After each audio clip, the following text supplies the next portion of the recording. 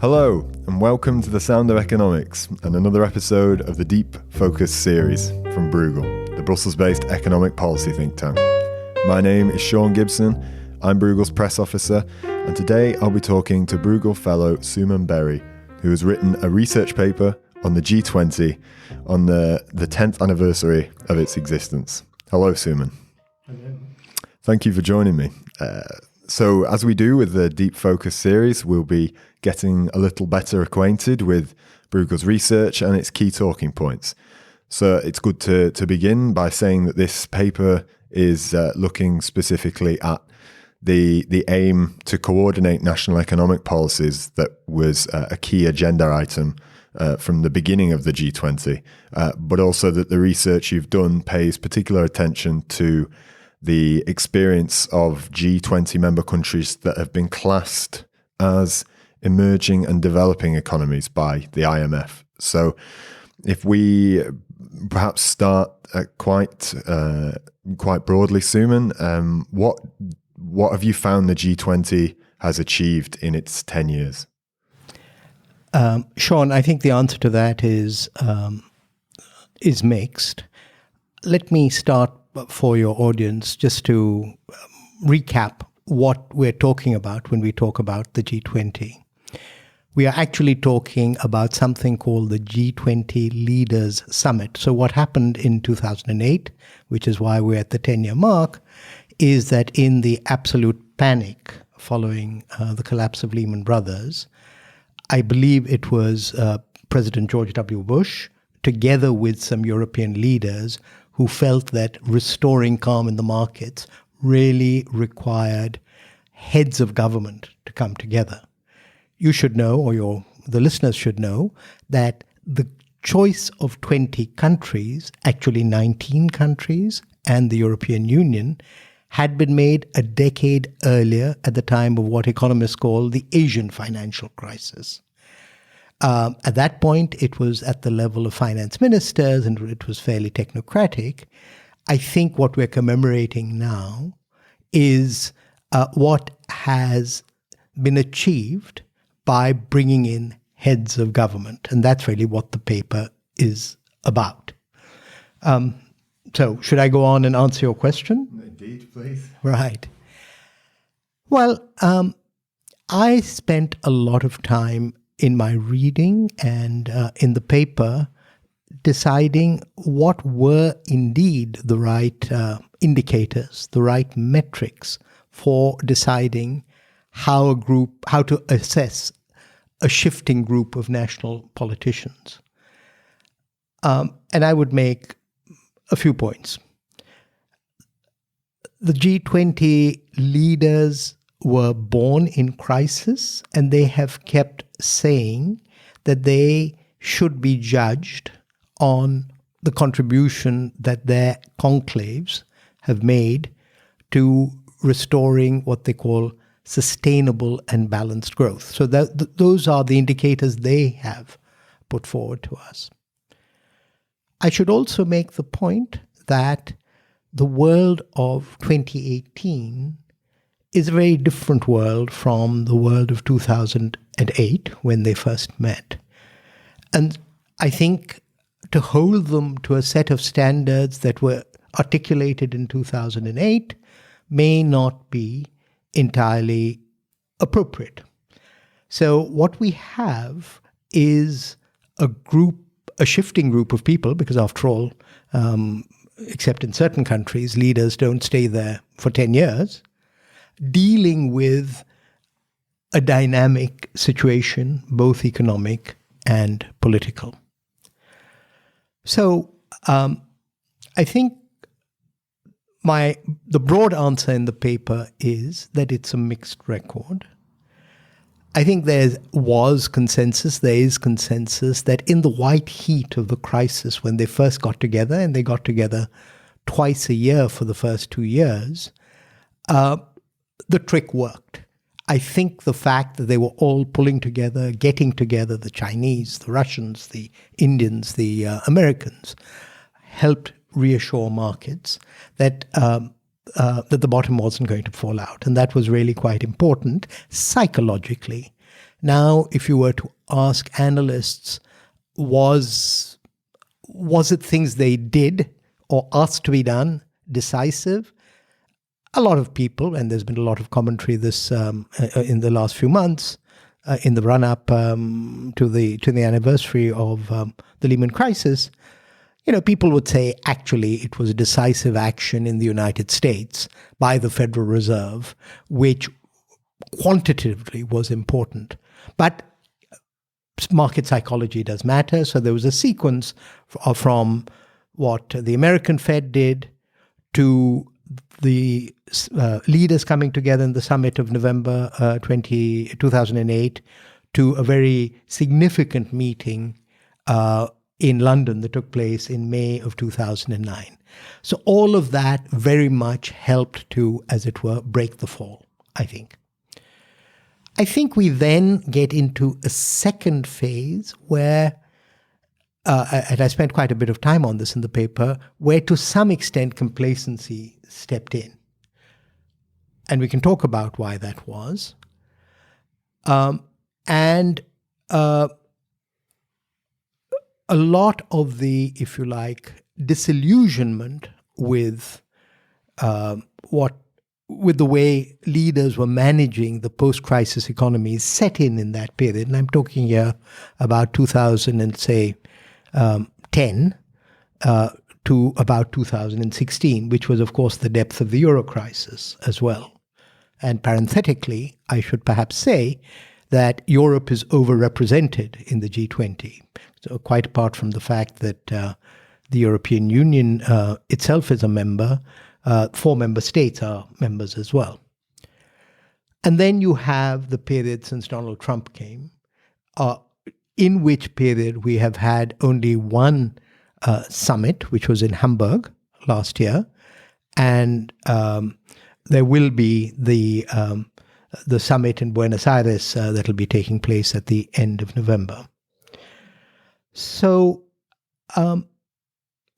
when I say that they took the eye off the ball in that middle period, I think the proof of that pudding is in where we are. I mean, if this was a group whose goal was to reassure their populations that globalization was good for them, I would say certainly in the advanced democracies, they actually made a rather poor fist of it, to be honest. Let me then say that the whole experiment of bringing in countries like India, China, Brazil to the top table, which is why in your introduction you talked about our paying particular attention to the emerging and developing economies, that was or is so unprecedented, novel, bold, that I think one has to cut a certain amount of slack and really ask, okay, since that was such a massive step, should we allow for the fact that that accommodating that took some time? Just to go back to a point you made, why do you think complacency crept in after the first couple of years and of what you termed to be reasonable success? Well, the analysis in the paper or the analysis I did for the paper and the reading I did for the paper suggests a number of answers to that question. Firstly, even though the novelty of the G20 was the inclusion of large but poor economies, I think the evidence is, the record shows, that they were wary, and I'll come to why they might have been wary, about putting their hands up. I mean, they like being at the top table, but I think a criticism of them is, okay, you've got to the top table, but, what's your agenda? And that's taken time.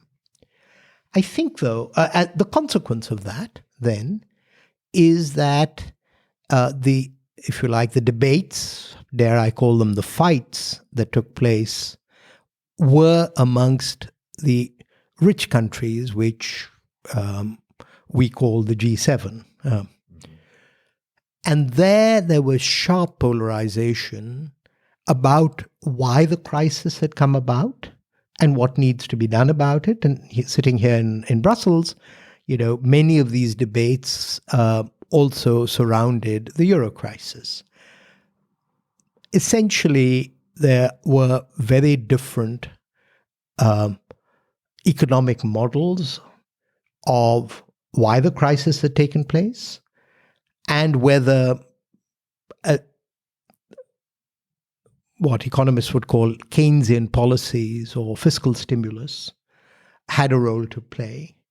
And I think maybe complacency is too strong a word. So there was a sense that the bottom had been reached, and then people were very concerned, and rightly so. I mean, these were issues of intellectual conviction, that they didn't want to add the same fuel as they saw it to the fire that as had lit the fire in the first place: debt, fiscal stimulus, etc. And it was the case not only in this crisis, but it has been the case in other banking crises as well, that for a whole range of reasons, the debt to GDP ratio tends to shoot up. Revenues go down. A lot of the duff assets of the banking system have to be taken up by the state. And so just by virtue of the crisis, countries had ended up with sovereign debt levels that they found frightening. So maybe complacency was the wrong word. There was a sense that if the debt spiral had been arrested, now sustainability had to take over. But there were very different views of sustainability. And I think what we have seen in very different parts of the world, particularly the difference between Southern Europe and Northern Europe as compared to the United States, that pause has cast quite a long shadow forward, to the point where, now that the global economy is in pretty good health, that hasn't stanched the trend towards populism, the political sort of aftermath. So why do you think that the poorer members of the G20 have been quite so passive? Is that tied into the point you've made about the spiking debt, or is there more to it than that? I think that it's been difficult to get the same amount of commentary coming out of the emerging markets as the advanced economies because, I've looked for it. There's perhaps a bit too much in there reflecting the views of people from my own country, India. I mean, I'm a non-resident fellow of Bruegel, but I'm based in India, and I had access to several generations of Indians who have participated in G20 meetings. I want to answer that question by reflecting on really quite how much has changed in this decade or in the last 20 years. It's a commonplace to say that the weight of the emerging economies in the world has changed sharply. And it is also the case that when the advanced economies were sort of flat on the back, it was the fact that India and China, and to some extent Brazil, were able to continue growing that compensated for the loss of demand from the rich countries. But the important point is that the self-image of, let's take my own country, which is the poorest member of the G20, of India, is that we are a struggling, developing country with an important domestic agenda, and that we are willing, in a sense, to be what economists call free riders on the system.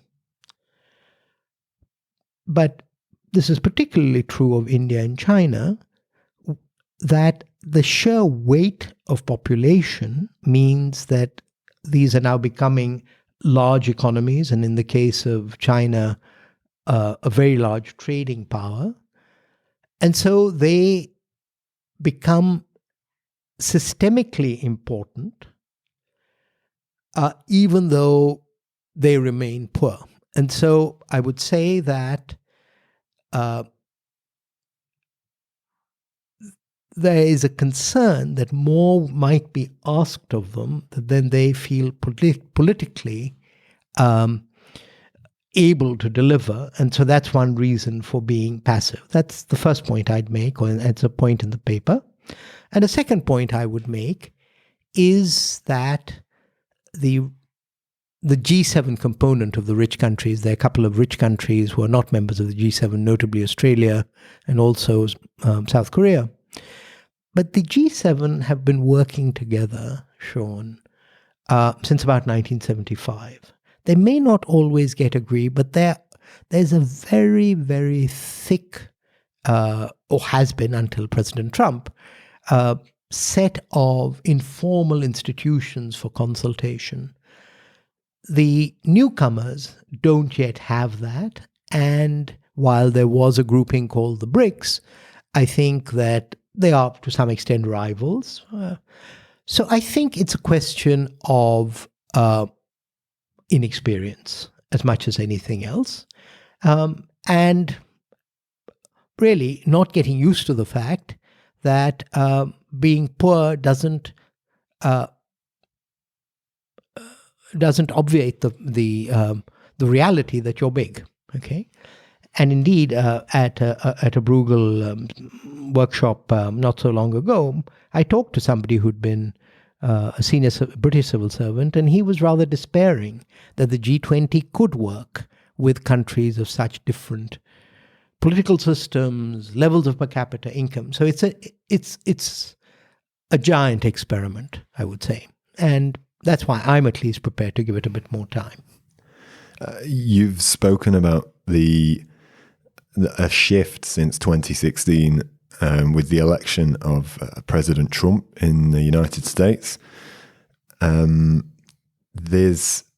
is potentially, with the growing American preference perhaps for bilateral trade rather than the multilateral system that has existed, for somebody else or another group to step into the breach. Now, is the G20 possibly one form in which that vacuum can be filled if the US is stepping away, and how might that be done? What might that look like? Let's be clear what the G20 is and isn't, and then let me attempt an answer to your question. So the G20 at the summit level is a bunch of leaders who provide political direction to then their national technocrats, their national civil servants, or not necessarily civil servants. Finance ministers are not civil servants, but their national apparatus. And through the national apparatus,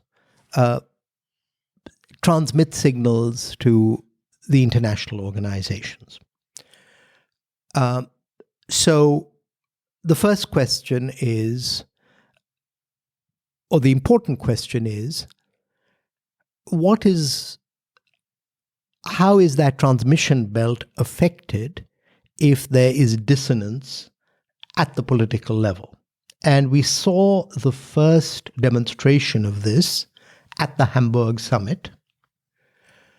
I should perhaps say that at the Hamburg summit, the issue on the table was climate change, and President Trump had wanted to opt out. And there was language in the communique, which is the ultimate expression of the political will of these 19 or 20 jurisdictions. So there was language to indicate that the other 18 or other 19, including the European Union, felt this way, and one member felt another way. And by the way, this wasn't the first time that language allowed for the lack of consensus. Okay? So there's the issue of the form that these differences might take, but then there is the much more important question of who will construct coalitions, as were constructed in the case of the Paris Agreement on climate change, which actually also came out of, to some extent, the G20. And that takes leadership. So the question then becomes, has the whole apparatus become so dependent on American leadership that if that leadership is not present, that somebody else will step up to the plate? When you combine that concern or observation with what I've said about the poorer members being a little hesitant, I'm thinking now more of China than my own country over here, I think it depends on the depth of threat perception. And yet, I think when the Buenos Aires summit happens, I think firstly we will see whether President Trump shows up. I expect him to. He showed up at Hamburg. Secondly, with the World Trade Organization, the WTO really being one of the most challenged institutions of the old structure, talking to people who were at the last ministerial, which was also in Buenos Aires a year ago, they said the Americans did show up and were constructive.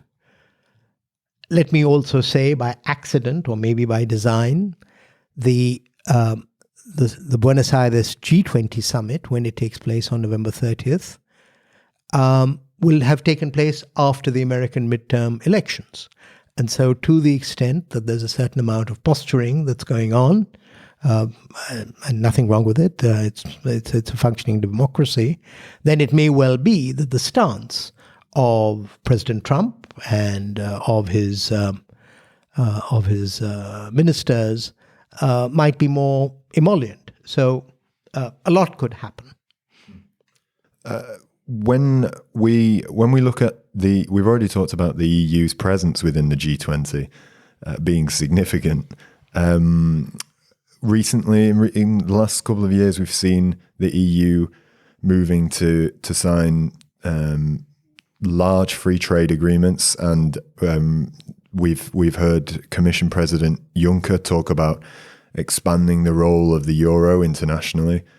What potential then is there for the EU to provide leadership to the G20, not only to strengthen themselves but to strengthen the G20 as a group? I think the potential is quite large. That said, these observations that I heard from Europeans I interviewed for the paper, Europe also has to demonstrate that it is willing to make adjustments to accommodate the changed world in which we find ourselves. Let me give you a small example.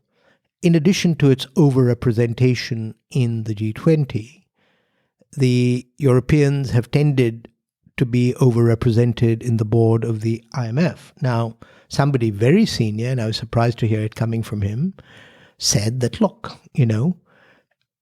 members of the Eurozone, and obviously this excludes Britain, even before Britain decided to exit the EU,